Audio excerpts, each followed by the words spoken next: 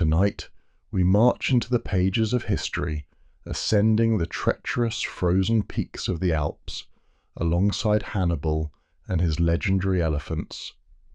But first, come in from the cold, shake off the weight of the day. You are safe here, sheltered by these ancient walls. If you wish to easily find your way back to this sanctuary another night, consider subscribing now. Settle yourself in. The volume for this tale is already waiting, heavy, and bound in worn, cracked leather. Let us open the cover together. The fire crackles nearby, and our story begins. The air in New Carthage does not simply hang, it presses against the skin, heavy with the humidity of the Iberian coast and the salt that rises from the harbour in invisible clinging waves.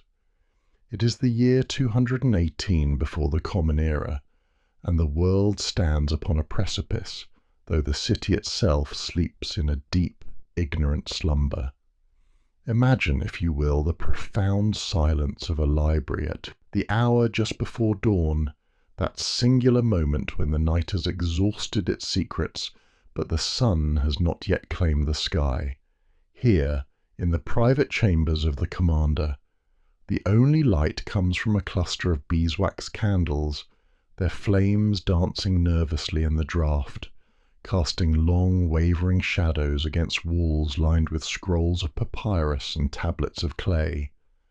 The room smells of dry ink, of cedarwood shelves, and the faint metallic tang of a polished breastplate resting in the corner.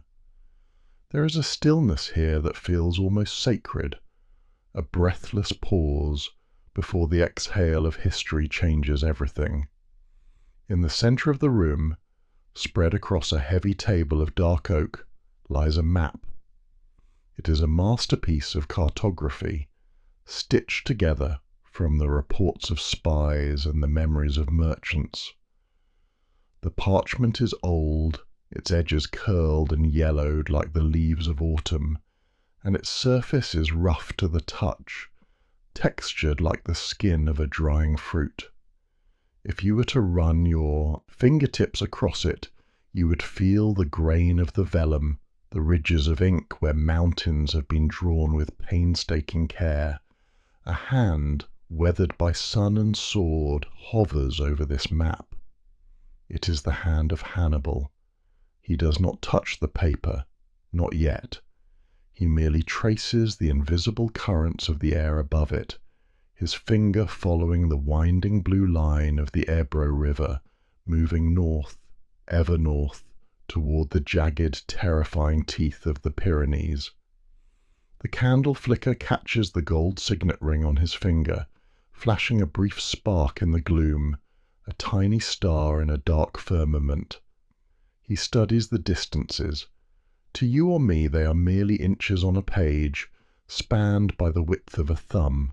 But to him, in this quiet room, they represent days of marching, weeks of struggle, the breaking of boots and the breaking of spirits. He looks at the ink marks that represent the Alps.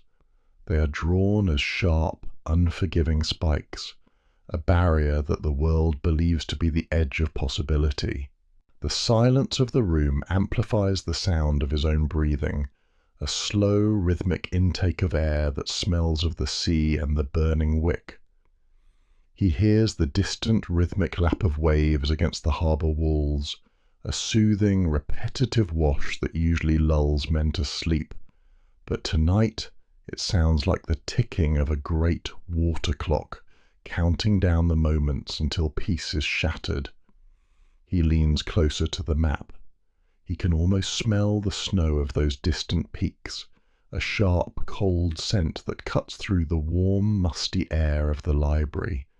He imagines the sound of wind howling through mountain passes where no army has ever dared to tread.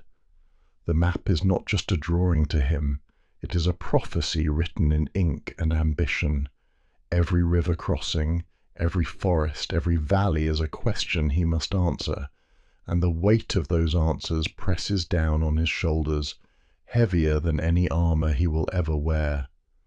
The candle sputters, a small pop in the quiet, and a wisp of grey smoke curls upward, joining the shadows on the ceiling.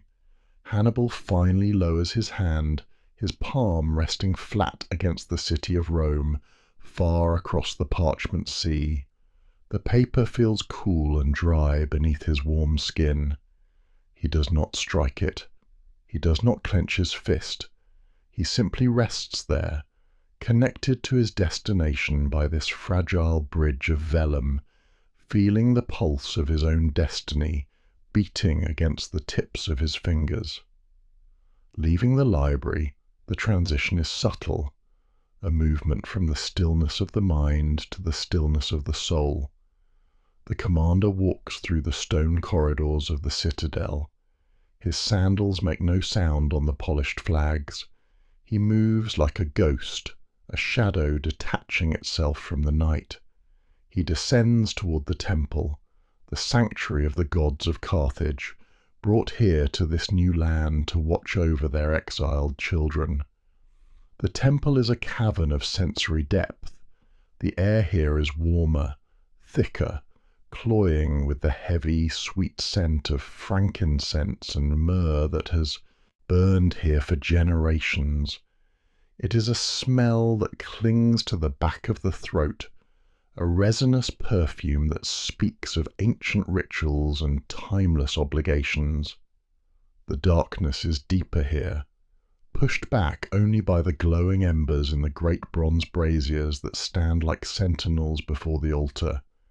The heat from the coals radiates outward, a physical wall of warmth that brushes against his face as he enters.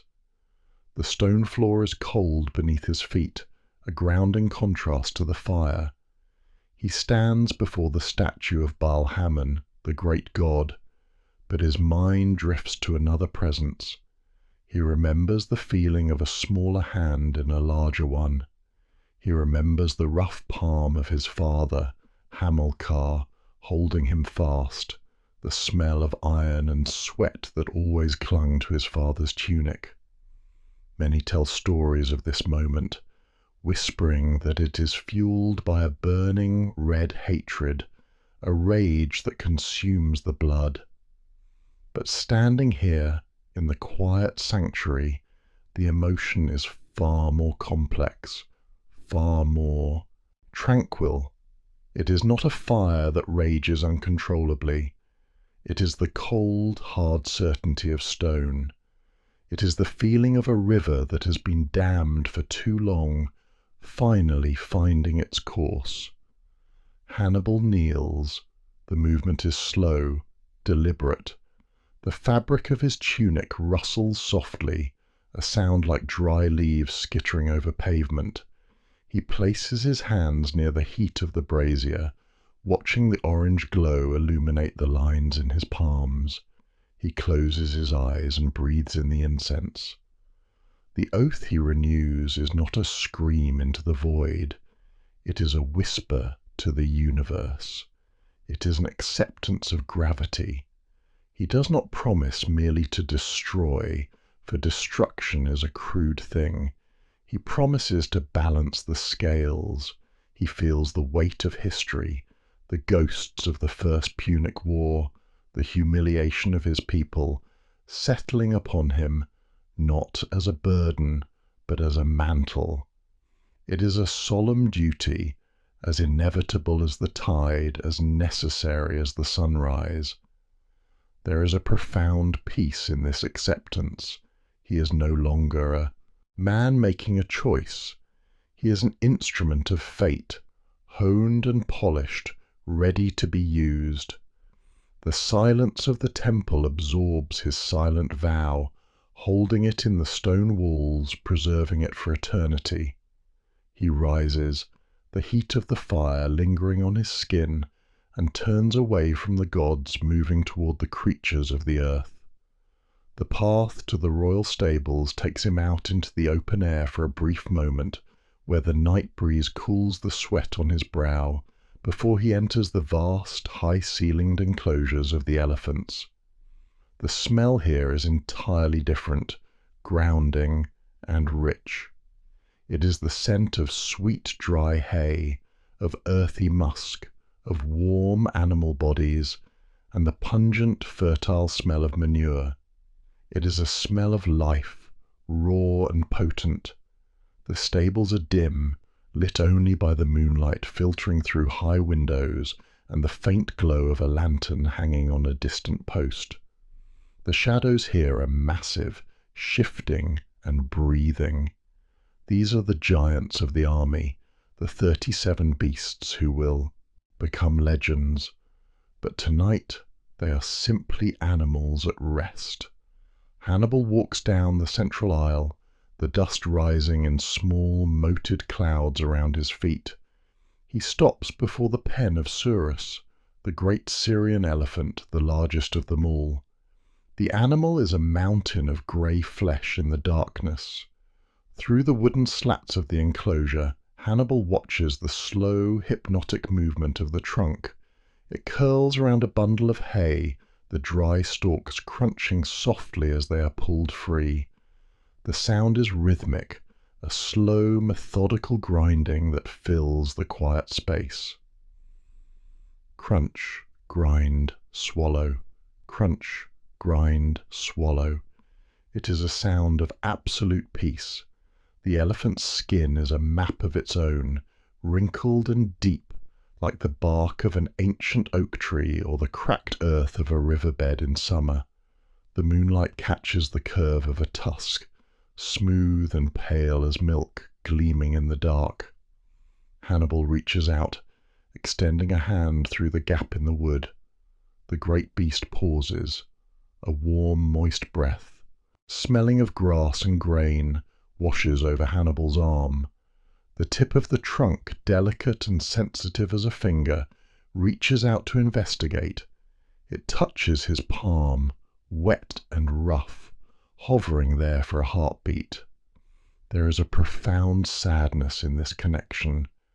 These creatures, so calm, so gentle in the sanctity of their home, munching on their hay without a care for the empires of men, are destined for the snow. They are creatures of the sun and the dust, yet he will lead them into the ice. He looks into the small amber eye of the elephant, framed by long, stiff lashes. The eye reflects the lantern light, dark and intelligent, holding a wisdom that predates the quarrels of Rome and Carthage. He listens to the shifting of their weight, the heavy thud of a massive foot repositioning in the straw. It is a lullaby of giants. The contrast is heartbreaking. Here is the warmth, the food, the safety of the stable. And waiting outside, beyond the maps and the incense, is the cold, hard road of history. Hannibal withdraws his hand, the memory of the elephant's touch lingering on his skin like a phantom. He listens for a moment longer to the peaceful chewing, the soft exhales of the sleeping herd, storing this quietude in his heart. He will need it. For when the sun rises, the silence will end and the thunder will begin. The march is not a journey. It is a state of being. It is a trance induced by the sun and the dust. Listen closely to the sound of it, for it is a sound that has not been heard in the world since the days of the giants. It is a low, rhythmic thrumming, a vibration that travels through the soles of the feet and into the marrow of the bone. It is the heartbeat of 50,000 men, 9,000 horses, and the 37 grey mountains that walk among them. Step, breath, step, breath. The sound is hypnotic. It is the slap of leather sandals against the dry, baked earth of the Iberian interior. It is the dull thud of hooves muffled by the rising dust that hangs in the air like a golden fog. The dust is everywhere. It tastes of chalk and dry clay. It settles in the creases of the eyes and the corners of the mouth, coating the skin in a fine, pale powder until every soldier looks like a statue brought momentarily to life. There is no conversation here, for words are heavy things to carry over such a distance. There is only the creak of leather straps straining against armour, the clinking of bronze spear tips tapping against shields, and the ceaseless rhythmic swish of tunics rubbing against thighs. It is a white noise, a river of sound that flows over the hills and through the valleys. The sun beats down on the backs of their necks, a relentless heavy hand of heat. You can feel the sweat trickling down the spine beneath the wool and linen, a solitary sensation in a sea of uniformity. Time loses its meaning in the rhythm of the march. The sun rises on the left, climbs to its zenith, and sinks on the right, and still the rhythm continues. Left foot, right foot. The landscape blurs into a palette of ochre and burnt umber. The mind empties of thought. There is no past, there is no Rome, there is only the next step. It is a meditation of endurance. The army moves as a single organism, a great serpent of iron and flesh winding its way through the tall grasses that whisper against their shins. The air smells of crushed wild thyme and sage, trampled by thousands of feet, releasing their sharp herbal scents into the dusty heat, a rugged incense for the road. And then the rhythm changes. The ground beneath their feet grows softer, yielding. The dry, dusty smell of the plains gives way to something cooler, something wetter. The air grows thick with moisture. The sound of the march is swallowed by a new, louder sound, a roar, deep and constant. They have reached the Rhone. The river is a beast. It is wide, terrifyingly wide to men who have spent weeks walking on solid ground. The water is a churning mass, and grey and green, rushing south with a violence that speaks of melting snows far to the north. It smells of deep mud, of rotting reeds, and of the cold mineral scent of stone washed clean. The wind here is different. It carries a spray that kisses the face with a shock of cold, sticking the dust to the skin. The army halts. The silence that follows the cessation of the march is sudden and jarring, but the stillness is quickly replaced by the sounds of industry. Hannibal does not look at the river as a barrier, but as a problem of engineering. To cross the men is one thing. They can swim or cling to small boats. But the elephants are creatures of the earth. They look at the rushing water with their small, wise eyes, and they back away, their ears flapping in agitation, low rumbles of distress vibrating in their chests. They know that this water is death. So the axes begin to swing. Listen to the sound of iron biting into wood. Thwack! Thwack! It echoes off the water. The soldiers become carpenters. They fell the tall trees that line the banks, the wood groaning as it tips and crashes into the undergrowth. The air fills with the sharp, clean scent of fresh pine sap and raw oak, a piercing aroma that cuts through the smell of the river mud. They drag the massive trunks to the water's edge. Ropes, thick and rough like hairy snakes, are uncoiled. The soldiers work with the precision of ants. They lash the logs together, muscle and sinew straining against the weight of the timber. The rafts they build are not mere floats, they are islands. Huge rectangular platforms of wood, lashed so tightly that not even the furious current of the Rhone can pull them apart. They are anchored to the bank upstream, straining against their tethers, bobbing heavily in the chop. The wood creates a bridge, a floating jetty that extends 200 feet out into the swirling grey waters. But a raft is still a raft. It moves, it sways, it smells of the river. The elephants will not step onto the instability of wood. They will sense the trap. And so the deception begins. It is a deception born of profound empathy, a lie told with love. Hannibal orders the men to bring the land to the water. Imagine the sight of hundreds of soldiers, helmets discarded, carrying baskets of earth. They dig into the bank, their hands turning the soil, bringing up the rich, dark dirt that smells of roots and life. They carry this earth onto the wooden rafts. They pour the dirt over the logs. They spread it out, packing it down with their feet. They cover the rough bark, the gaps between the timbers, the terrifying sight of the water flowing beneath. They build a road of soil on top of the floating wood. They pile it high, creating a layer so thick that the smell of the river is buried beneath the smell of the field. The transition is seamless.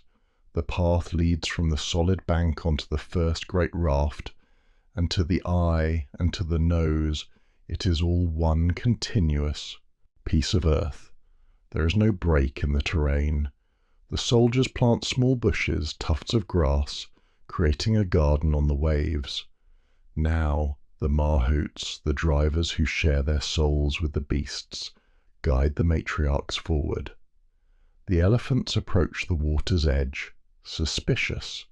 Their trunks snake out, sniffing the air. What do they smell? They do not smell the wet rot of the river. They smell the familiar, comforting scent of dry dirt. They smell the dust. They smell the grass. The led female takes a step. Her massive foot lands not on hollow wood, but on packed earth. It feels solid. It feels like home. She takes another step. The raft dips slightly under her immense weight, a slow, gentle undulation, but the earth beneath her feet holds. She is soothed by the sensory lie. She believes she is merely walking on a strange, slightly moving piece of land. The others follow. They crowd onto the raft, shoulder to shoulder, their warm bodies pressing together, a reassuring mass of grey skin and coarse hair. They are calm. They pluck at the dried grass the soldiers have scattered for them. They do not look down at the water that rushes only inches below the timber. They look at the dirt. Then the moment of severance. The ropes binding the raft to the shore are cut. There is a shift, a lurch. The raft drifts away from the bank, caught by the smaller boats that will tow it across. For a heartbeat, the illusion flickers. The elephants trumpet, a high, brassy sound of alarm that pierces the mist. They feel the separation from the world. They crowd to the center of the raft, away from the edges where the water laps hungry and cold. But the mahouts are there, whispering soft words, stroking the sensitive skin behind the ears. And the dirt is still there. The smell of the earth anchors them. They are islands of calm floating on a chaotic sea. They stand huddled together, swaying gently with the current. 37 giants watching the shore recede, carried across the Musin, impossible river on a carpet of soil suspended between the land they have left and the destiny that awaits them. The only sound now is the rush of the water and the heavy, nervous breathing of the beasts, trusting in the ground that is not ground, until the far bank rises to meet them. The world does not end at a cliff edge abruptly and without warning. Instead, it fades. It strips away its comforts one by one, like a dancer removing veils, until only the naked, hard bone of the earth remains. We have left the river behind us now. The Rhone, with its grey, rushing waters and its deep, muddy scent, is a memory that grows fainter with every step southward and eastward. The lushness of the lowlands, where the grass grew high enough to brush the bellies of the horses and the air smelled of wet loam and blooming clover, has begun to retreat. You can hear the change before you see it. For weeks the sound of the army was a soft, rhythmic thrumming against the earth, a dull heartbeat, absorbed by the soil. But now the ground has hardened. The dirt, once rich and dark, has turned pale and stony. Listen to the footsteps now. Clack, clack, scrape. The sandals of 50,000 men no longer sink into the ground. They strike against it.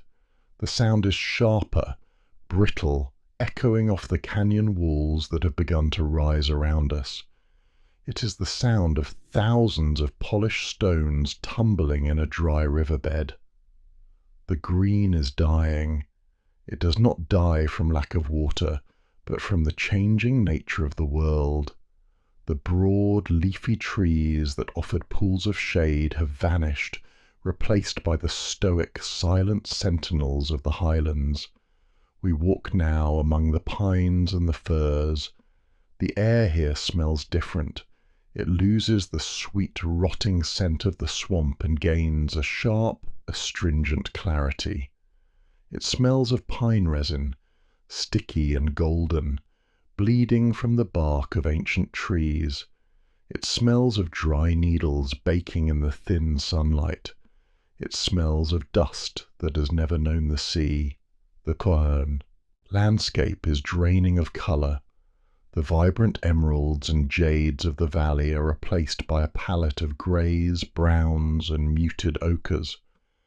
We are entering a world of slate and granite. The rocks are jagged, emerging from the thin soil like the vertebrae of a buried giant. They are cold to the touch, even under the midday sun. If you were to run your hand along the canyon wall, the stone would feel rough, abrasive, covered in the dry, flaky paper of lichen that clings to life in this desolate place.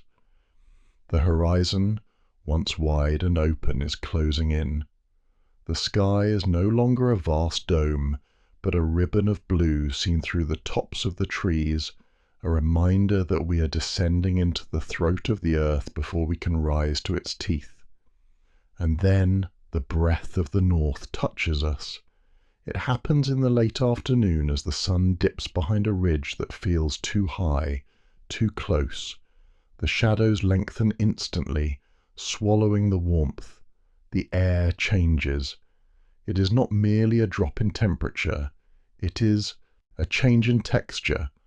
The air becomes thin and sharp. It enters the lungs not as a caress, but as a knife. It tastes metallic, clean, and terrifyingly pure. The soldiers stop. The rhythm breaks. A shiver passes through the ranks, not of fear, but of physical shock. The sweat that has gathered on their skin during the climb suddenly turns cold, a clammy layer that clings like wet silk. The men look at each other, their eyes wide. They are children of the sun, men of Carthage, of Libya, of Iberia. They know the heat of the desert and the humidity of the coast.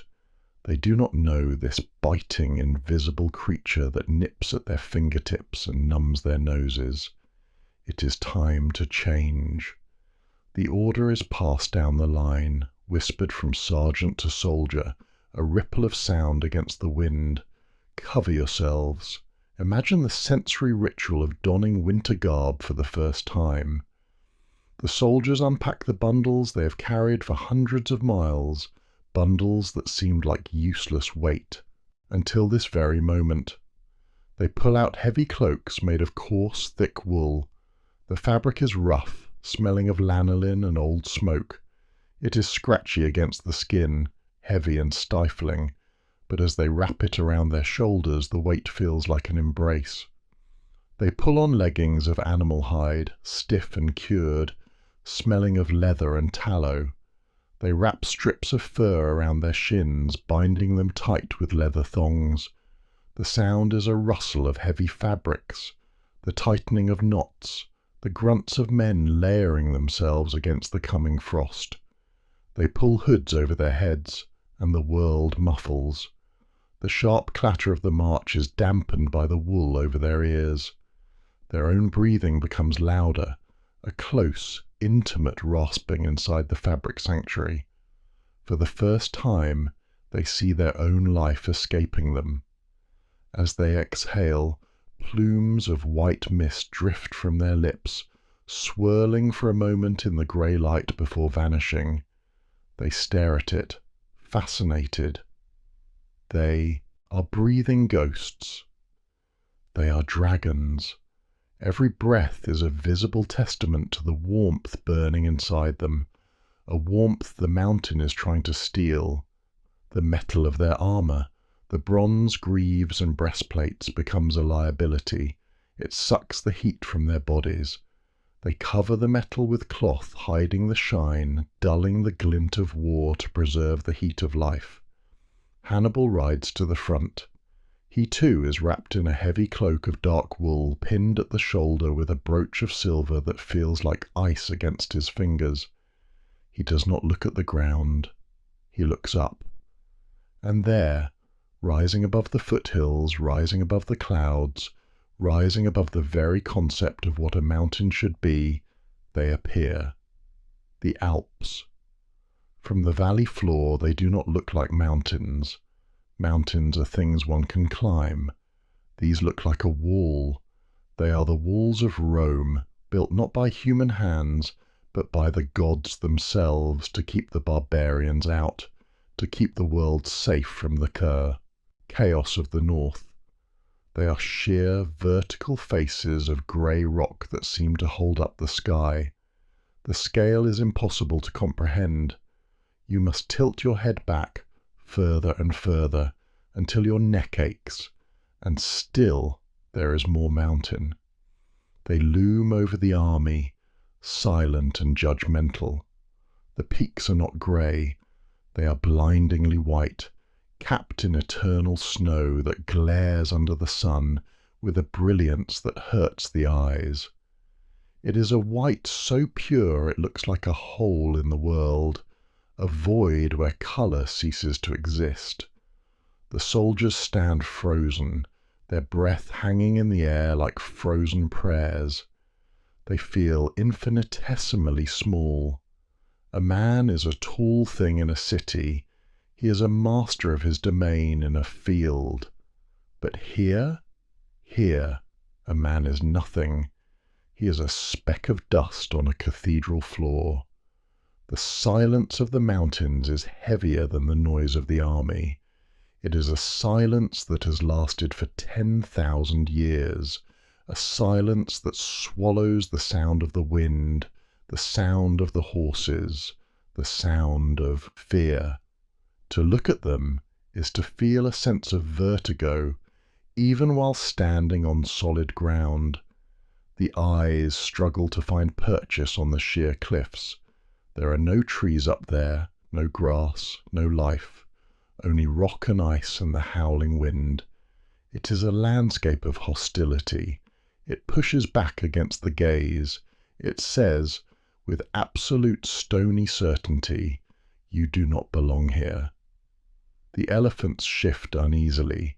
Even these great beasts, the giants of the plains, look small against the backdrop of the Alps. They rumble low in their throats, a vibration that is felt rather than heard, sensing the indifference of the stone. They huddle closer together, their grey skin merging with the grey light of the fading day. Hannibal sits on his horse, staring at the white peaks. He does not see a wall. He sees a gate. It is a gate that is locked, yes, barred with ice and guarded by storms, but it is a gate nonetheless. He feels the cold wind against his cheeks, stinging and sharp, and it wakes him up. The heat of the lowlands had lulled them, slowed them. This cold is a challenge. It focuses the mind. He looks at the jagged line of the summit, where the white snow meets the deep, bruising purple of the evening sky. He traces the path with his eyes, not the path that exists, but the path he will carve. He knows that every step upward will be a battle, not against men, but against the earth itself. He knows that the air will grow thinner, that the lungs will burn, that the cold will try to stop the heart. But as the sun finally sets, casting the peaks in a sudden, violent Alpine glow of blood-red and bruised violet, he feels a strange kinship with the stone. They are both unyielding. They are both inevitable. The army stands in the shadow of the Great Barrier, a ribbon of shivering men and beasts at the foot of the world's altar. The day of the plains is over. The night of the mountain has begun. The transition is not sudden, but it is absolute. We have climbed beyond the realm of the rain and entered the kingdom of the flake.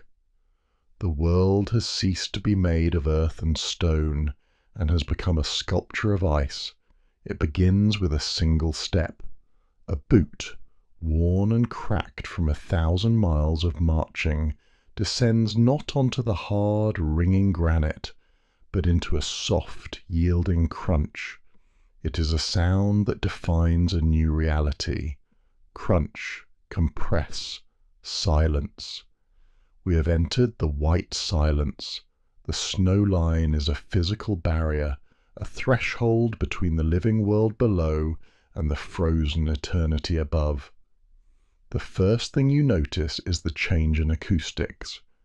Down in the valleys, the army was a cacophony. The clash of bronze, the shout of orders, the clatter of hooves, it all echoed, bouncing off the canyon walls, multiplying until the air shook with noise. But here, the snow steals the sound. It is a great white blanket that muffles the world. The air is filled with millions of falling stars, soft and cold, and they weave a tapestry of quiet. When a soldier speaks, his voice does not travel. It falls dead from his lips, absorbed by the drifts that are piling up against the rocks. The shout of a sergeant becomes a dull thud. The whinny of a horse sounds distant and thin, like a memory of a sound rather than the sound itself. The army moves in a bubble of hushed intimacy. You can hear the blood rushing in your own ears, a high, thin whistle that competes with the wind. You can hear the fabric of your hood rubbing against your stubble, a sound like dry sandpaper. The snow falls with a relentless, hypnotic consistency. It does not fall straight down. It dances, caught in the unpredictable swirls of the mountain drafts, stinging the eyes and coating the eyelashes in tiny, heavy beads of ice. The visual landscape has been erased. There is no horizon. The grey sky bleeds into the white peaks, creating a seamless void where up and down lose their meaning. The soldiers walk with their heads down, staring at the heels of the man in front of them, following a path that is being created and destroyed in the same moment. The world is reduced to the immediate, to the circle of white breath that puffs out before your face and is snatched away by the cold. And then the path narrows. We are no longer walking on the shoulder of the mountain. We are walking on its spine. The track is a ledge, a fragile ribbon of rock carved into the sheer face of the cliff. It is barely wide enough for 2 men to walk abreast, and in places the wind has scoured it clean of snow, leaving a slick black mirror of ice that waits like a trap. To the left is the wall, cold and indifferent, weeping frozen tears of icicles that hang like daggers. To the right is nothing. It is a void of swirling white mist. You cannot see the bottom. You can only feel the pull of it, a sickening lurch in the stomach that whispers of gravity and the end of things. If you listen closely, you can hear the sound of pebbles dislodged by a careless step. You wait for the sound of them hitting the Yisernit bottom. You wait, and the sound never comes. The silence swallows them whole. It is here that the elephants show us the true meaning of wisdom. Imagine the great beasts on this terrifying ledge. They are creatures of the savannah, built for the flat, expansive plains where the horizon stretches forever. They are not made for this tightrope walk between the rock and the air. Their massive bodies, warm and grey, occupy almost the entire width of the path. Their sides brush against the cliff wall, scraping the rough stone, seeking the comfort of solidity. They do not rush. They do not panic. They move with a slow, agonizing deliberation that is mesmerizing to watch. Watch the trunk of the lead elephant. It is not idle. It is a sensory probe, a fifth leg, a tool of exquisite sensitivity. The trunk uncoils, snake-like, hovering over the snow-covered path ahead. The tip, wet and pink at the opening, taps the ground. Tap, tap, sniff. It is testing the surface. It is listening to the ice. The elephant knows that the snow can be a liar, hiding a hollow or a patch of slick ice beneath a pristine white crust. It exhales a puff of steam, melting the top layer just enough to smell the rock beneath. Only when the trunk signals safety does the massive foreleg lift.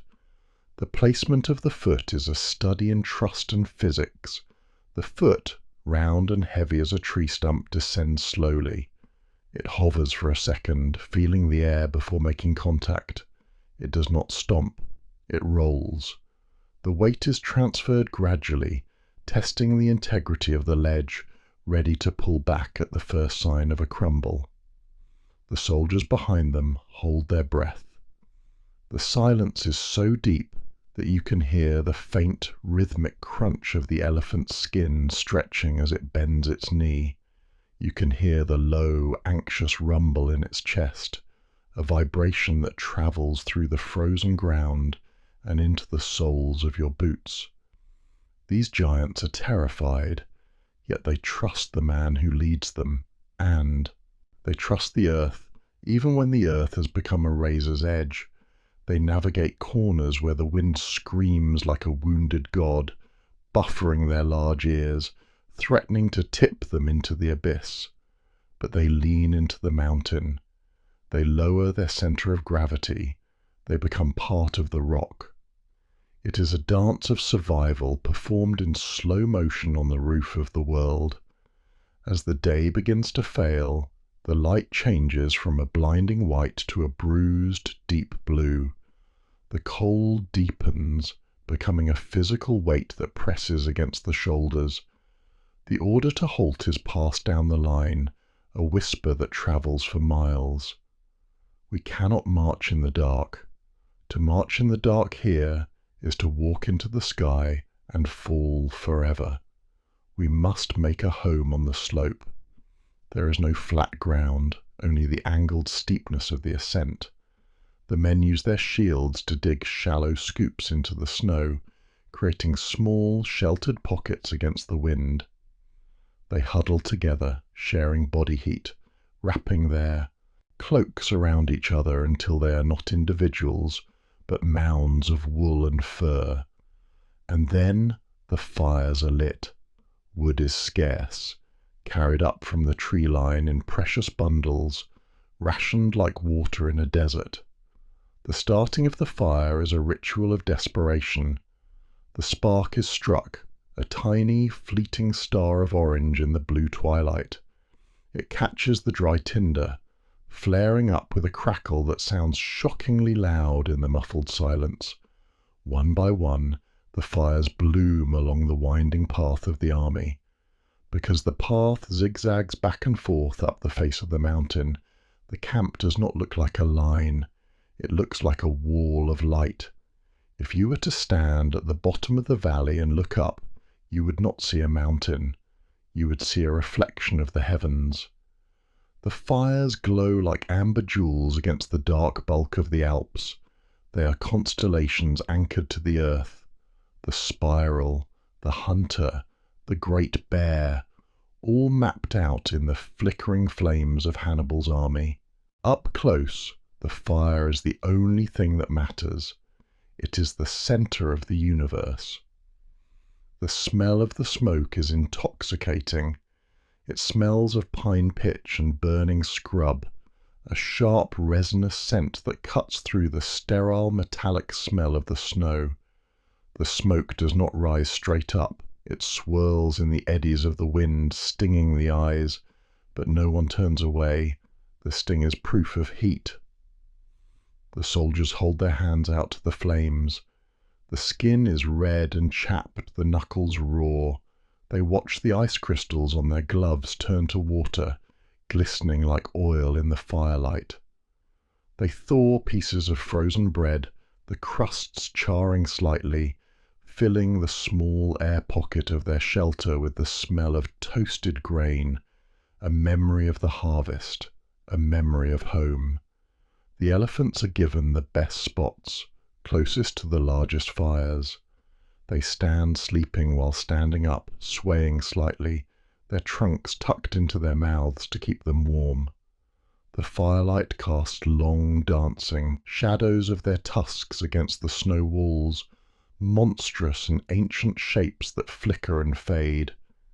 Inside the circle of light, there is a hushed camaraderie. Men speak in low tones, their voices soft and weary. They do not talk of the war. They talk of the warmth. They talk of the soup. They talk of the sensation of their toes coming back to life, the painful, prickling tingle of blood returning to the extremities. Outside the circle of light, just a few feet away, is the death zone. The wind howls there, a lonely, desolate sound that reminds them of how far they are from the olive groves of Carthage. The darkness is absolute, a heavy velvet curtain that hides the precipice. But here, in the small, scooped-out hollow of snow, with the crackle of the wood and the smell of the smoke, there is a fragile, precious peace. They are suspended between the earth and the stars, clinging to the side of the impossible, waiting for the sun to rise and reveal the path once more. In the heart of the blinding white void where the wind scours the soul and the cold seeks to stop the blood in the veins, there exists an island of grey warmth. Let us move closer to it. Let us step away from the shivering soldiers and the struggling horses and find the centre of gravity in this chaotic world. Here stands Surus. He is the last of the great Syrian stock, a breed of elephant larger and more imposing than his African kin. In this landscape of jagged ice and biting frost, he appears not as an animal, but as a geological feature, a mobile hill of living slate.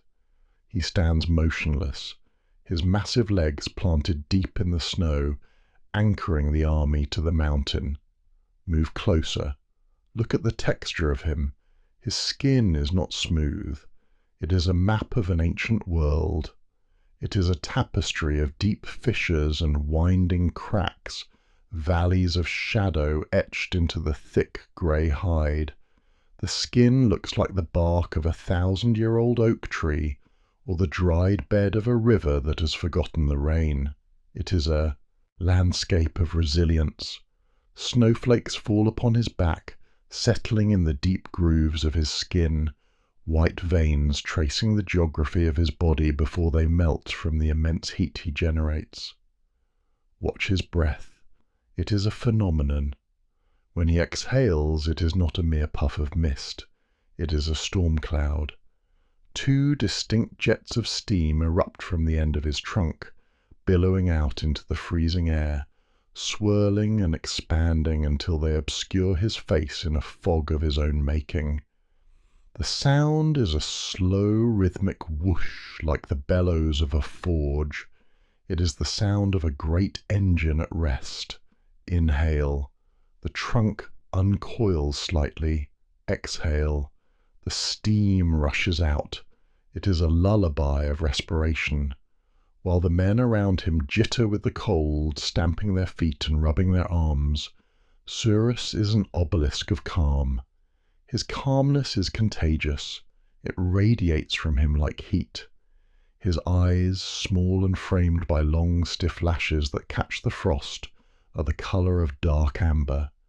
They are wet and reflective, holding the image of the snow-covered peaks without fear. There is a deep, sorrowful intelligence in that gaze. He does not waste energy on anxiety.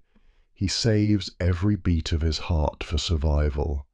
He stands with a patience that outlasts the wind, his ears draped close to his neck to conserve warmth, a living monument to endurance. Beside this mountain of flesh stands a man who looks painfully small in comparison. He is the Mahout, the keeper of the beast. He is wrapped in layers of wool and scavenged furs, his face hidden behind a scarf that is stiff with frozen breath. But his hands are bare. He cannot wear gloves when he touches the elephant. He needs the contact. He needs to feel the temperature of the skin, the tension in the muscle. The relationship between the Mahout and the elephant is not one of master and servant. It is a marriage of souls forged in the dust of Carthage and tempered in the ice of the Alps. They share a language that has no words, a language of touch and pressure and low, vibrating hums. It is time to eat. The rations are low. The grain sacks are light, their contents dwindling with every mile of the ascent. The Mahout reaches into his pouch. He pulls out a handful of dried figs and a measure of hard, dry barley. It is his own ration. He has not eaten since dawn, and his stomach cramps with hunger, a dull ache that echoes the cold. But he does not hesitate. He holds his hand out, palm flat, the food resting on the chapped red skin. Surus smells the offering. The tip of his trunk, pink and wet and incredibly dexterous, drifts down like a falling leaf. It hovers over the man's hand. The hot breath of the elephant washes over the Mahout's frozen fingers, a momentary blessing of warmth. The trunk touches the palm. It is soft, surprisingly soft, like velvet over muscle. It sweeps up the figs and the grain with a delicate precision, leaving not a single kernel behind. The Mahout watches him chew. He listens to the slow, grinding sound of the massive molars crushing the hard food. Crunch, grind, swallow. It is a sound of life continuing. The man smiles behind his scarf. He is hungry, yes, but if the elephant falls, they all fall. If Surus dies, the spirit of the army breaks. Sharing the food is not charity, it is an offering to the god of their survival. The elephant reaches out again, touching the man's chest with the tip of his trunk, a gentle tap of acknowledgement. I see you, it says. I am with you. But the cold is an insidious enemy. It seeks the cracks in the armor. The skin of an elephant is thick, but it is porous. It is designed to release heat in the scorching sun of the African plains, not to hoard it in the frozen wasteland of the Alps. The dry, biting wind sucks the moisture from their hides. Without care, their skin will crack and bleed, turning into open wounds that the frost will infect. And so, the ritual of protection begins. It is a messy, pungent, and holy task. The Mahouts gather around the Kerr. Small fires, melting pots of fat. It is a mixture of rendered animal tallow, saved from the slaughter of the cattle, and the dregs of olive oil that have turned rancid in the bottom of the amphorae. The smell is overpowering. It smells of old grease, of wet wool, of the heavy, cloying scent of the butcher's shop. To a stranger, it might be nauseating. To the soldiers on the mountain, it smells of safety. The mahouts take the warm, semi-liquid fat in their bare hands. They approach the elephants. They begin to massage the grease into the grey skin. They start at the legs, working their way up. They push the tallow deep into the wrinkles, filling the cracks, sealing the body against the wind. The motion is rhythmic and intense. They use the heels of their palms, rubbing hard, creating friction. Rub, smear, press. The elephants lean into the pressure. They rumble low in their throats, a sound that vibrates in the chest of the mahout. The grease glistens on their dark skin, turning them from a dusty grey to a sleek, shining black. They look like statues carved from obsidian. The warm oil soothes the itch of the dry skin, sealing in their body heat. The mahouts work with a desperate tenderness, covering the sensitive skin behind the ears, the delicate folds around the eyes, the long tapering length of the trunk. Their own arms are coated in the grease up to the elbows, a layer of insulation that they will not wash off for days. Once the anointing is complete, the dressing follows. These are not creatures of the wild anymore. They are the bizarre nobility of the high pass. The soldiers bring forward great sheets of leather and heavy woolen blankets, stitched together from the spoils of war and the supplies of the train. They throw the coverings over the backs of the giants. The leather is heavy, stiff with the cold, creaking as it settles over the high spines of the beasts. It smells of curing salts and smoke. The mahouts climb up, lashing the blankets down with ropes, tying them under the bellies of the animals.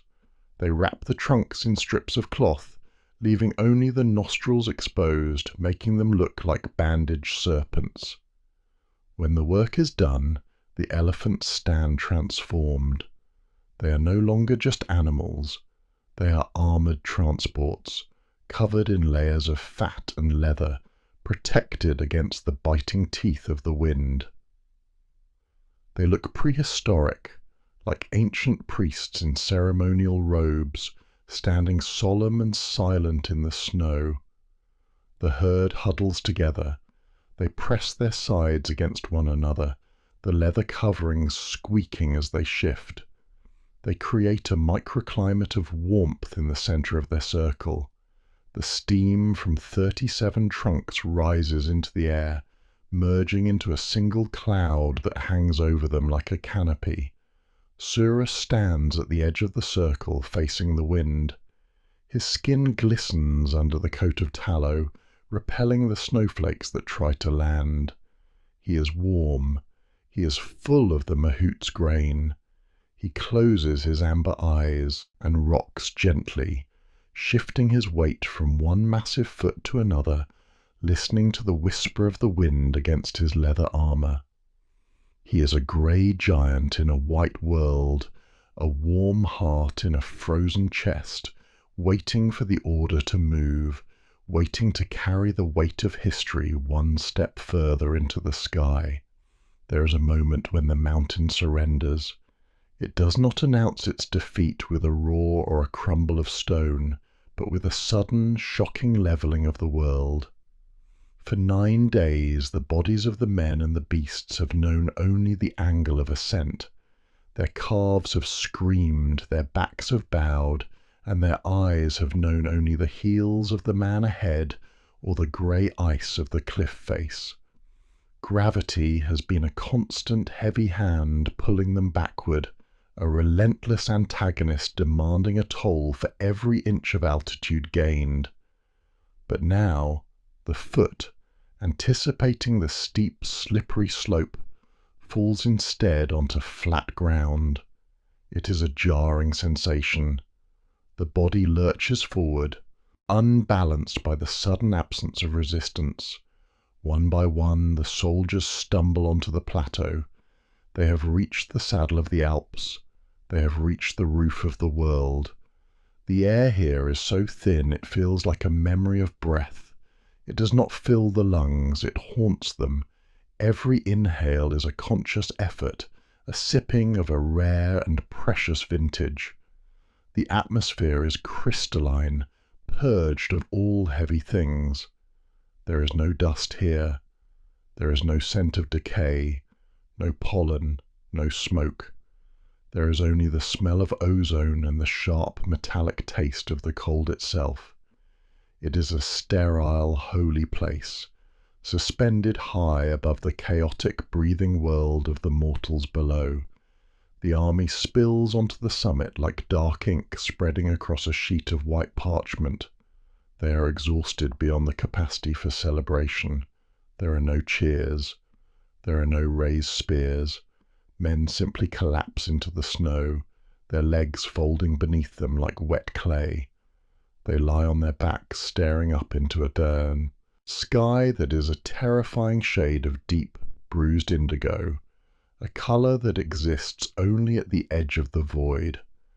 The clouds are not above them, they are below. To look over the edge of the plateau is to look down upon a turbulent ocean of white fleece. The storm that plagued them on the ascent is now a carpet beneath their feet.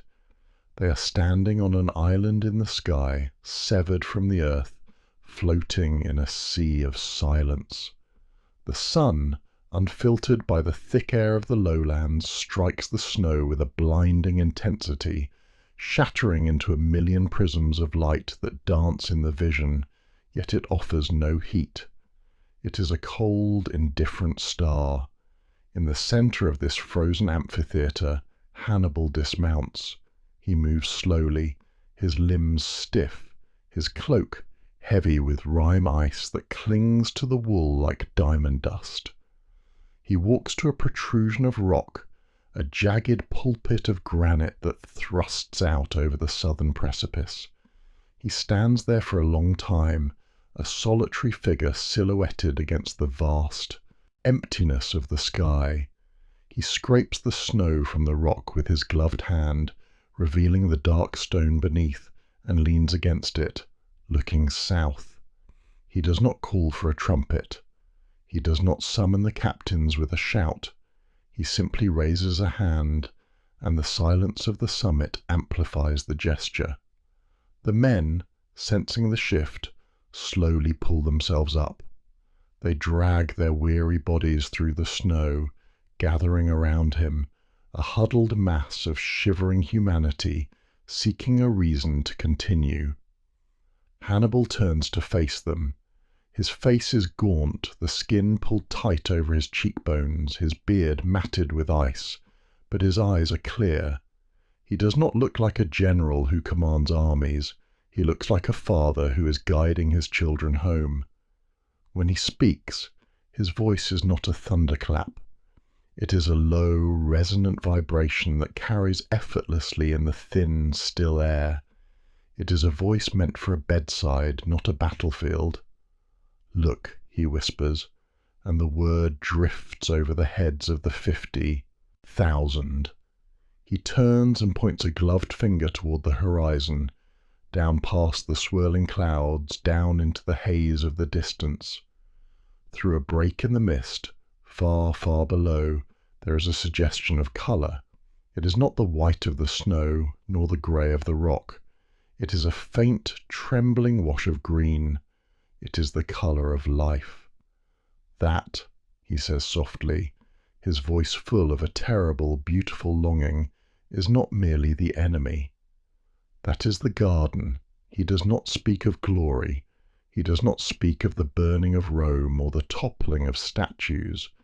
He knows that freezing men do not care for empires. They care for warmth. They care for their bellies. And so, he paints a picture for them, using words as his brush. He tells them of the sun that warms the stones of the Po Valley until they are hot to the touch. He describes the taste of the wine that waits in the cellars of the Etruscans, deep red and heavy with the scent of blackberries. He speaks of the soft, tall grass that grows by the Cerned river banks, grass so thick and lush that a man can sink into it and sleep for 1,000 years. He talks of olive oil, golden and rich, rubbed into tired limbs. He talks of bread, hot from the oven, breaking apart in their hands, the steam rising with the smell of yeast and salt. The soldiers listen, and for a moment they stop shivering. The power of his voice creates a phantom warmth in their blood. They close their eyes, and they can almost smell the rosemary and the thyme of the Italian fields. They can feel the phantom sun on their faces. Hannibal offers them a destination that is not a battlefield, but a sanctuary. He transforms the invasion into a pilgrimage toward comfort. "You are walking over the walls of Rome," he murmurs, his hand dropping to his side, and on the other side the table is set. The speech ends as quietly as it began. There is no applause, only a collective exhale, a release of tension that ripples through the ranks like a wind through wheat. The men look at each other, and in their eyes the glaze of despair has been replaced by a spark of hunger, not just for food, but for the future. They turn back to the edge, straining their eyes to see the green promise through the clouds, fixing the image in their minds as an anchor against the cold. As the day wears on, the light begins to fail. The sun dips below the jagged line of the western peaks, and the shadow of the mountains stretches out across the world, swallowing the vision of Italy. The temperature plummets. The cold becomes a physical weight, crushing and absolute. But with the darkness comes a new wonder. Night at the summit is not like night in the valley. In the valley, the night is a ceiling. Here, the night is a door that has been flung wide open. The sky turns from indigo to a black so profound it feels like velvet brushing against the eyes. And then the stars appear. They do not twinkle. The air is too thin, too stable for that atmospheric dance. They burn. They are hard, steady points of light, piercing and brilliant. And they are so close. To the exhausted sentries leaning on their spears, it feels as though they could reach up and pluck them from the firmament. The constellation of the hunter hangs just above the ridge, his belt of 3 stars glittering like polished diamonds. The Milky Way is not a smudge, it is a torrent, a river of crushed light that flows directly overhead, so bright it casts faint ghostly shadows on the snow. The silence is absolute. It is a silence that predates the creation of the world. There is no wind tonight. The storms have exhausted themselves below the clouds. Here, in the area of the gods, there is only stillness. It is a silence so deep it rings in the ears, a high-pitched hum of the nervous system trying to find a signal in the void. The soldiers lie in their snow-scooped hollows, wrapped in their cloaks, staring up. They feel incredibly small, specks of dust on a frozen marble drifting through the cosmos. But they also feel a strange connection. They are closer to the gods than any living man has the right to be. Surus, the great elephant, stands motionless near the edge of the camp. His breath rises in a steady silver plume against the starlight. He too seems to be watching the sky. The starlight reflects in his dark, wet eyes, turning them into mirrors of the galaxy. He is a creature of the earth, standing among the stars. The fires of the camp burn low, tiny orange flickers competing with the majesty of the heavens. The wood is nearly gone, but the promise remains. The men drift into a fitful, frozen sleep, their dreams filled not with the white terror of the Alps, but with the green fields of the vision Hannibal gave them. They sleep on the threshold of history, suspended in the silent, star-drenched vacuum between the agony of the ascent and the violence of the descent. They have touched the sky, and they have survived. The descent is a lie. The soldiers had believed that the climb was the agony and that the path down would be a release. They were wrong. The way down is not a path, it is a trap. The snow on the northern face, the side they climbed, was old and hard, packed tight by the wind. But here, on the southern face, the snow is fresh, treacherous and soft. Beneath it lies a slick sheen of ice, a polished mirror waiting to send men and beasts sliding into the void. But the mountain has one final, cruel argument to make. The army comes to a halt. The rhythm of the march, already stumbling and chaotic, dies completely. Ahead, the narrow shelf of rock, the only thread connecting them to the valley below, has been erased. A landslide, violent and sudden, has shorn away the face of the cliff. In its place stands a chaotic jumble of debris, and at the centre of it, a massive boulder. It is a monolith of grey granite fallen from the peaks above, wedged tight into the pass. It blocks the way completely. To the left is the sheer wall rising to the sky. To the right is a drop of 1,000 feet, a dizzying plunge into nothingness. Hannibal stands before the rock. He touches the cold, rough surface. It is immovable. 10 men could not shift it. 20 elephants could not push it without sending themselves over the edge. The army is bottled up. Behind them, the winter closes in. Ahead, the door is shut. It is not a military problem. It is a problem of physics. It is a problem of engineering. He turns to the engineers, the men who know the secrets of leverage and stone. They speak in low voices. They look at the wood of the tree line far below, then at the rock, then at the sky. A decision is made. If the rock will not move, the rock must die. The order is given. The soldiers, exhausted and starving, become labourers once more. They fell the giant trees that cling to the lower slopes. They drag the trunks up the icy path, gasping in the thin air, their breath freezing on their beards. They do not build a bridge. They build a pyre. They stack the logs around the base of the great boulder. They pile the wood high, jamming branches into the crevices, surrounding the stone with a cage of fuel. It is a precise architecture of destruction. The wood is resinous pine, sticky with sap that smells of turpentine and the deep forest. Then the torch is applied. The fire begins as a whisper, a crackle of orange eating at the dry needles. But soon it finds the heart of the wood. It roars to life. The wind, channeled through the narrow pass, acts as a bellows, feeding the flames until they dance wildly, licking up the sides of the granite. The heat becomes intense.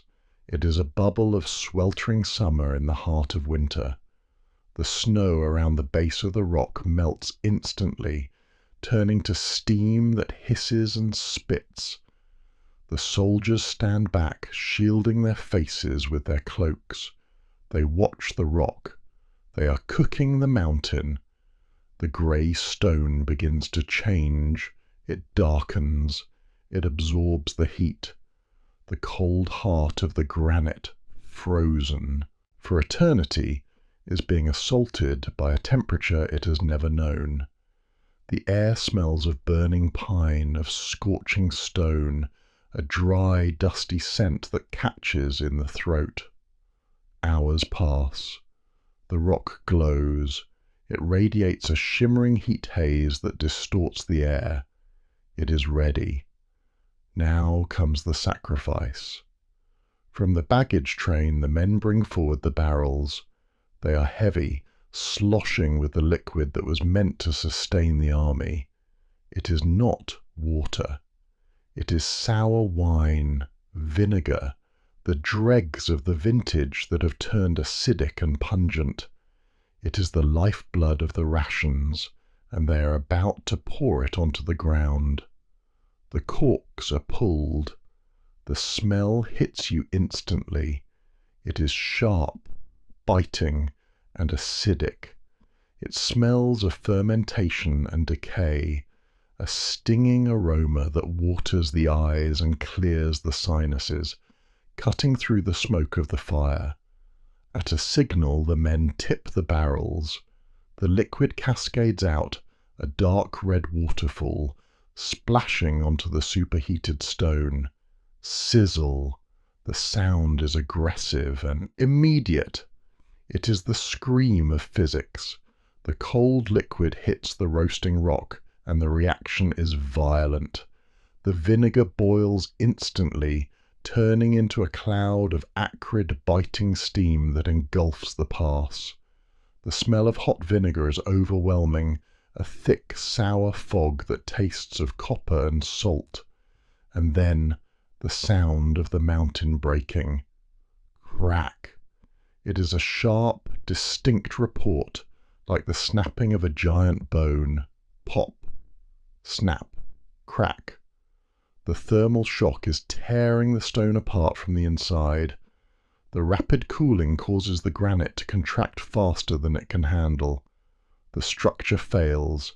The massive boulder, once solid and immutable, becomes a web of fractures. Fissures race across its surface like lightning bolts frozen in stone.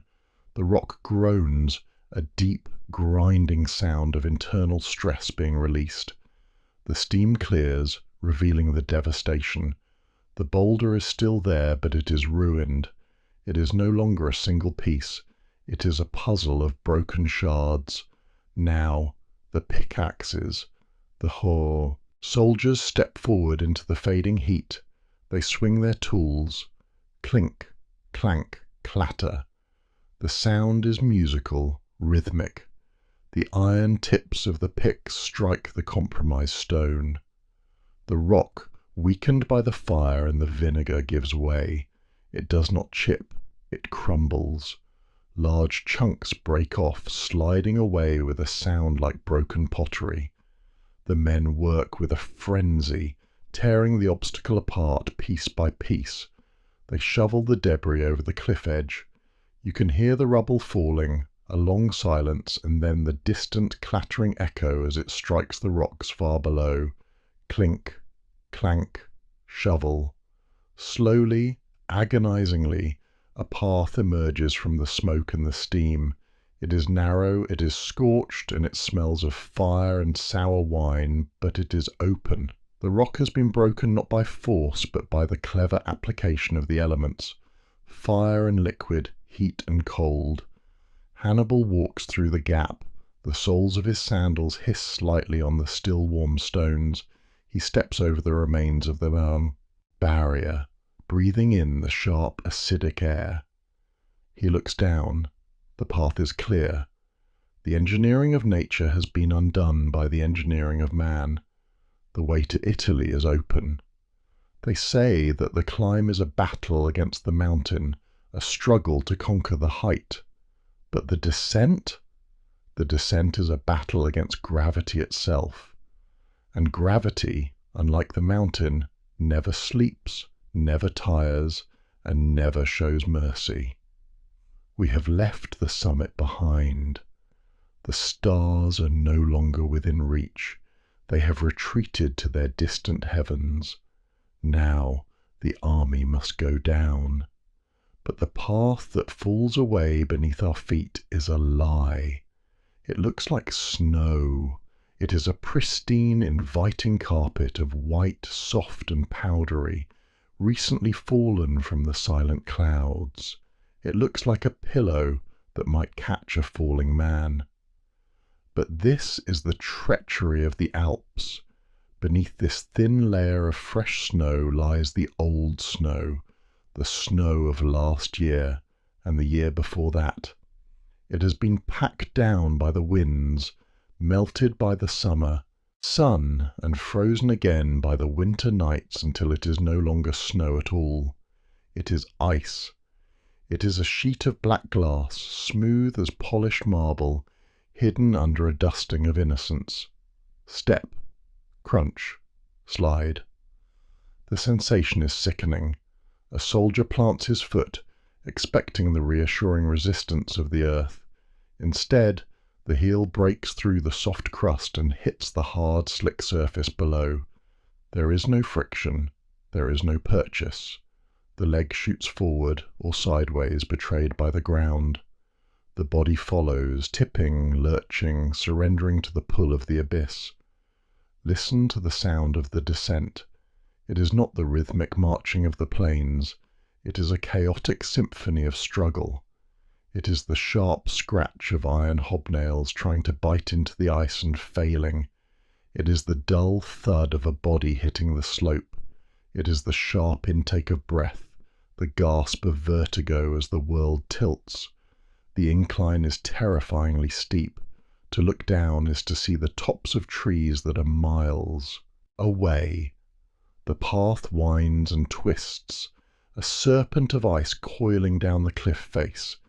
In some places the track has been washed away entirely, leaving only a slide of frozen scree. A man who falls here does not stop. He becomes a projectile. He slides, gathering speed, spinning on the ice until he meets a rock or a tree or the empty air of the precipice. Fear has a smell. It is different from the smell of exertion. It is sharp, acidic, metallic. It rises from the ranks, mingling with the smell of the pine resin and the cold, clean air. It is the scent of men who realize that their armor and their swords are useless here. You cannot fight a fall. You can only endure it. And yet, in this landscape of isolation and slippery death, a profound connection emerges. The army ceases to be a collection of individuals. It becomes a chain. Look closely at the line. You will see that no man walks alone. They have bound themselves together, not with shackles of iron, but with the bonds of survival. They uncoil the long ropes used for the baggage carts. These ropes are rough, woven from hemp and horsehair, smelling of the stables and the dust of Spain. The men grip them with hands that are raw and red from the cold. They wrap the rope around their waists, creating a lifeline that stretches from man to man, a physical artery of trust. When one man slips, his boots scrabbling helplessly on the ice, the rope goes taut. Snap. The vibration travels down the line. The man behind him plants his feet, leaning back, digging his heels into the snow. The man in front tightens his grip. They become anchors for one another. They share the weight. The fall of one becomes the burden of 10. Where there are no ropes, they use their bodies. A soldier slips, his arms flailing, and instantly a hand shoots out. It is a reflex of brotherhood. Fingers grip a forearm. A tunic is seized. They hold on to each other with a desperation that transcends rank or tribe. A Libyan spearman holds the hand of a heavy cavalryman from Numidia. A captain braces his shoulder against the back of a simple foot soldier. The touch is vital. In this frozen world where everything is hard and cold and indifferent, the warmth of another human hand is a shock. It is a reminder of life. You can feel the pulse beating in the wrist of the man you are holding. You can feel the tremor of his muscles as he strains to keep you upright. They move as a single, multi-legged creature, stumbling, sliding, catching each other, whispering words of encouragement that are snatched away by the wind. Easy, hold, I have you. And then there are the giants. The elephants are in a predicament of physics. They are massive, they are heavy, their center of gravity is high. On the plains they are unstoppable tanks. On this icy slide they are vulnerable. Their wide, flat feet designed to displace weight on sand now act like sleds on the ice, but they possess a dignity that shames the men. They do not panic. They do not trumpet in fear. They assess the terrain with the calm of ancient philosophers. Watch Surus.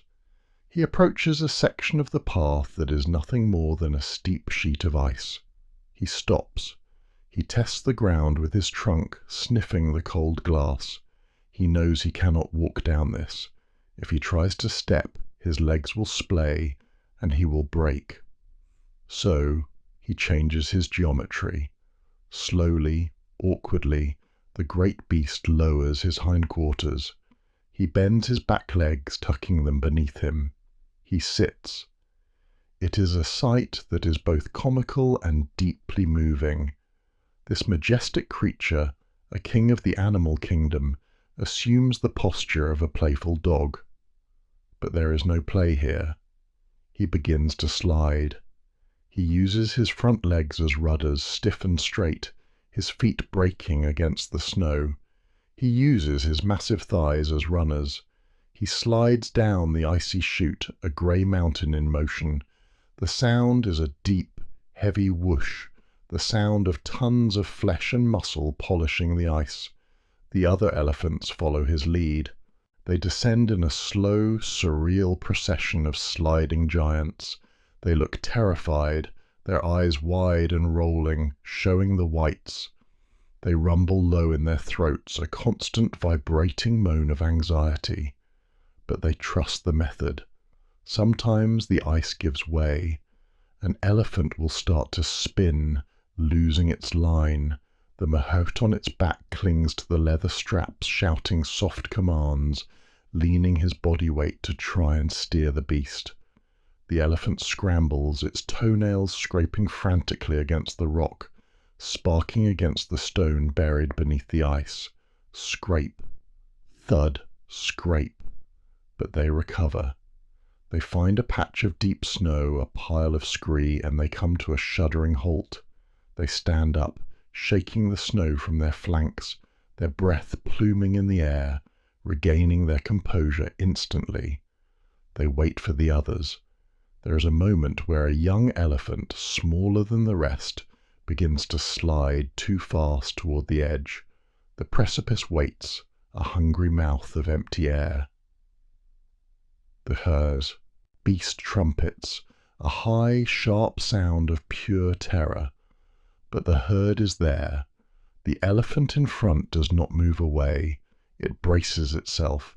It turns its massive body sideways, creating a living wall. The sliding youngster collides with the elder. Thud. It is a heavy, meaty impact. The older elephant grunts, sliding backward a few feet, its feet carving furrows in the ice, but it holds. It catches the younger one. It absorbs the momentum. They stand there for a moment, trunks entwined, comforting each other with touch and scent, breathing in the cold air together. The danger has passed. The slide continues. The descent is slow, agonizingly slow. It is a choreography of slips and saves, of friction and fear. The sun moves across the sky, casting long blue shadows that stretch across the snow, distorting the shapes of the men and the beasts. They are no longer an army of conquest. They are pilgrims of survival, navigating the treacherous architecture of the winter, hand in hand, trunk to tail, sliding down the roof of the world toward the promise of the green earth below. The air changes before the ground does. It is a subtle shift, a softening of the edges. For 15 days the air has been a knife, sharp and jagged, cutting into the lungs with every breath. But now, as the slope begins to level out, the air loses its teeth. It becomes a fluid thing again, heavy and thick, wrapping around the body like a warm towel fresh from the bath. You can feel the tension leaving the skin, the pores open, the shiver that has lived in the marrow of the bone for weeks begins to dissolve. It is no longer a battle to exist. A soldier lowers his scarf, exposing his cracked lips and his wind-burned nose to the world. He expects the bite of the frost, but instead he is met by a caress. It is the breath of the valley. It is the breath of spring. And then comes the smell. It is a scent so rich, so complex, that it feels like a meal in itself. After the sterile, metallic purity of the high snows, this smell is a shock to the senses. It is the smell of wet earth. It is the smell of mud that is alive, teeming with roots and worms and the microscopic ferment of creation. It smells of rotting leaves from the autumn past, breaking down into sweet, dark loam. It smells of rain that has not frozen. The soldiers stop. They do not stop because they are ordered to. They stop because they are intoxicated. They close their eyes and inhale deeply. They drink the air. It tastes of chlorophyll and damp bark. It tastes of life. It is the perfume of the awakening. The landscape begins to undress. The white sheet of snow pulls back, revealing the body of the earth beneath. Patches of green appear. At first, they are small, tentative islands of colour in the sea of white. But soon the green spreads. It is the vibrant electric green of new moss clinging to the shadowed side of a boulder. It is the tough, spiky green of alpine grass pushing through the slush. And there are trees. Not the stunted, twisted skeletons of the tree line, but real trees. Oaks and chestnuts, their branches spreading wide, their trunks thick and covered in rough, textured bark. To touch them is a revelation. The soldiers run their hands over the wood, feeling the ridges, the hardness, the solidity. It is warm to the touch. It feels like touching the leg of a slumbering giant. But the greatest gift is the sound. High above, the world was silent, muffled by the snow. Here, the world sings. It is the sound of water, not the terrified crash of an avalanche, nor the howl of the blizzard, but the gentle, melodic bubbling of a stream. The ice has melted. The water has been set free. It trickles over stones, clear and cold and liquid. It gurgles in the hollows. It splashes against the banks. Splash, gurgle, flow. It is the most beautiful music a man can hear. The discipline of the army fractures just for a moment in the face of this wonder. Men run to the banks of the stream. They do not. Kneel. They collapse. They plunge their faces into the water. They do not cup it in their hands. They drink like animals, submerging their mouths, letting the icy current wash over their cheeks, their eyelids, their matted beards. The water is sweet. It tastes of dissolved minerals, of the granite heart of the mountain, but it is soft. It flows down their throats, cooling the burning thirst that snow could never quench. They laugh, choking on the water, spluttering, wiping their wet faces with dirty hands. They splash each other. The water darkens their tunics, but they do not care. Wetness is no longer a death sentence. It is a baptism. The elephants approach the water with more dignity, but with equal relief. Surus wades into the stream. The water comes up to his knees, swirling around his massive legs. He lowers his trunk. The tip breaks the surface with a soft plip. He sucks up the water, gallons of it, and then sprays it over his back. The water darkens his grey skin, washing away the layers of rancid fat and old dust. He rumbles, a sound of pure contentment that vibrates through the water and into the ground. He reaches out with his trunk and tears up a clump of grass. It comes away with a wet, tearing sound, the roots dangling, clotted with black mud. He does not shake it off. He puts the whole thing in his mouth, grass, mud, roots and all. He chews slowly, his eyes half closed. The taste of the earth is grounding. It tells him that the nightmare of the ice is over. He is back in the world of things that grow. They continue down, and finally the slope ends. The ground flattens completely. They have reached the foothills. The great plain of the Po Valley stretches out before them, a vast tapestry of forests and marshes, veiled in a soft blue mist. The army makes camp. But this camp is different. There is no frantic digging of snow caves. There is no huddling for warmth.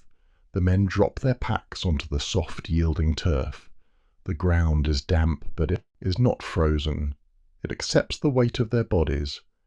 They light fires, but not for survival, for comfort. The wood here is dry and plentiful. The smoke rises in straight, lazy columns, smelling of oak and dried moss. The soldiers sit around the flames, stripping off their boots, unwrapping the sodden rags from their feet.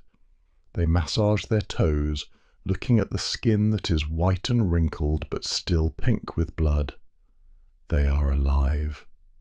Hannibal sits on a fallen log, his armor unbuckled, the heavy cloak folded beside him.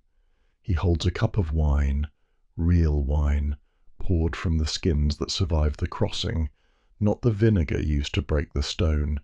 He does not drink immediately. He turns around. He looks back the way they came. From here, from the safety of the valley floor, the Alps look impossible. They rise up like a wall of white teeth biting into the sky. They are monstrous, jagged and serene in their violence.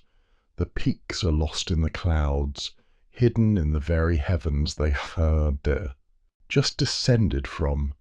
It seems inconceivable that anything could cross that barrier. It looks like a painting of the end of the world. But they are here. They have fallen from the sky and landed on their feet. The silence of the camp is heavy with the weight of this realization. They have done what the Romans said could not be done. They have walked through the roof of the world. Hannibal looks at his hands. They are scarred, dirty, and trembling slightly from the fatigue that is only now allowed to surface. He looks at the men sleeping in the grass, their chests rising and falling in the rhythm of deep, dreamless rest. He looks at the elephants grazing peacefully on the lower branches of the trees, their silhouettes dark against the setting sun. He takes a sip of the wine. It is rich and dark and tastes of the sun. He leans back, feeling the rough bark of the log against his spine. He listens to the crickets beginning their evening song, a rhythmic chirp, chirp, chirp that replaces the howling of the wind. It is the sound of the lowlands. It is the sound of Italy. He closes his eyes. The breath of spring washes over him, carrying the scent of the future, the scent of battles yet to come, and the scent of the history they have just written. The impossible is behind them. The war is ahead, but for tonight there is only the grass, the water, and the sweet, heavy air of the valley. The night has finally claimed the valley, but it is not the terrified, freezing darkness of the high passes. It is a soft, velvet darkness, thick with the humidity of the river and the warmth of the earth. The camp is silent.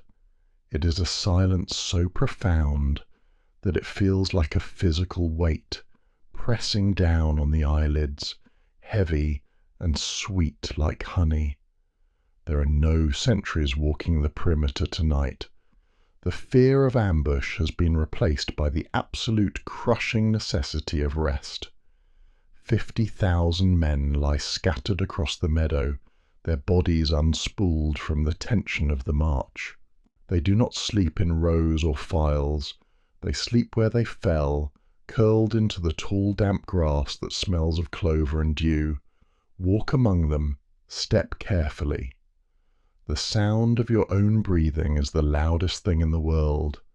Listen to the chorus of the sleepers. It is a low, rolling ocean of sound. Inhale, exhale. It is the sound of survival. Their chests rise and fall in a slow, deep rhythm that mimics the tides.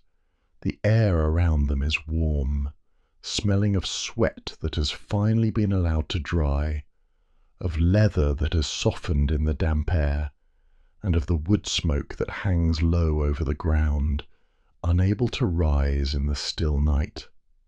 A soldier lies on his back, one arm thrown over his eyes. His hand, calloused and scarred from the ice, rests open on the grass. The fingers twitch slightly, a phantom memory of gripping a rope or a spear, but then they relax, sinking into the soft turf. He is not dreaming of Rome, he is not dreaming of war, he is dreaming of nothing. He is floating in the black water of oblivion, a deep, restorative coma earned by walking through the sky. The tension that has held his muscles tight for weeks, the constant shivering, the bracing against the wind, it has all dissolved. His body is reclaiming itself. The lines of pain on his face smooth out under the caress of the valley air. The fires have burned down to beds of glowing coals, pulsing with a deep, rhythmic red light. They whisper, snap, hiss, pop. A log settles, shifting in the ash, sending a small flurry of sparks drifting upward. They float for a moment, tiny fireflies of heat, before vanishing into the humid dark. The heat they give off is gentle, a radiating warmth that seeps into the bones of the men sleeping nearby, chasing away the ghost of the alpine frost. In the center of this field of dreams, there is one who watches. Hannibal sits on a simple folding stool of leather and wood. He is wrapped in his cloak, but he wears it loosely now, the clasp undone at his throat. He stares into the heart of the dying fire. The orange glow illuminates his face, casting deep shadows in the hollows of his cheeks and eyes. He looks older than he did at the start of the ascent.